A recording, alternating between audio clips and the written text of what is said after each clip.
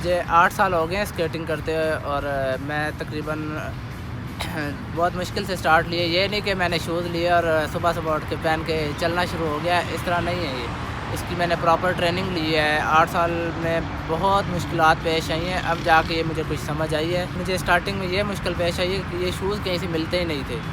तो ये मुझे कबाड़िए से एक जगह मिले थे, कबाड़ खाने में गया तो वहाँ पे पड़े हुए थे। उसके भी सिर्फ 2-2 टायर लगे हुए थे, जिस तरह के होते हैं 4-4 है एक शूज़। वहाँ से मैंने स्टार्ट किया, आस्ता आस्ता गिरता था, फिर उठ जाता था, गिरता था, उठ जाता था, क्योंकि उस टाइम कोई ट्रेनर नहीं था मेरे पास, ना ही मुझे इसका आइडिया था, ना मुझे रोकना आता।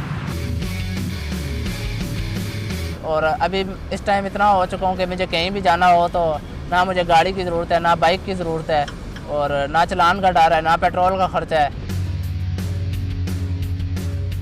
मैं ये चाहता हूँ कि जो स्केटिंग का शौक़ रखता है ना, वो अपना शौक़ आराम सुकून से जहाँ पे है वहाँ पे पूरा कर सके। मेरे नज़र में सबसे पहले जो मेन चीज़ होती है ना सिखाते वक्त, सबसे पहले मेन चीज़ है वो अपनी सेफ्टी प्रॉपर हो, फिर उसके बाद ट्रेनिंग जो होती है। इसकी ब्रेक जो है वो शूज़ के पीछे लगी हुई होती है, एक राइट फुट पे होती है, हील पे लगी होती है। अगर पाँव थोड़ा सा उठाओगे तो वो ब्रेक जो है काम करती है, पर वो मार्बल के लिए होती है, रोड्स के लिए काम नहीं करती, क्योंकि वो इतनी अच्छी ब्रेक नहीं होती। बाकी हमें जो ब्रेक है ना वो लेकर की अपनी प्रैक्टिस से होती हैं।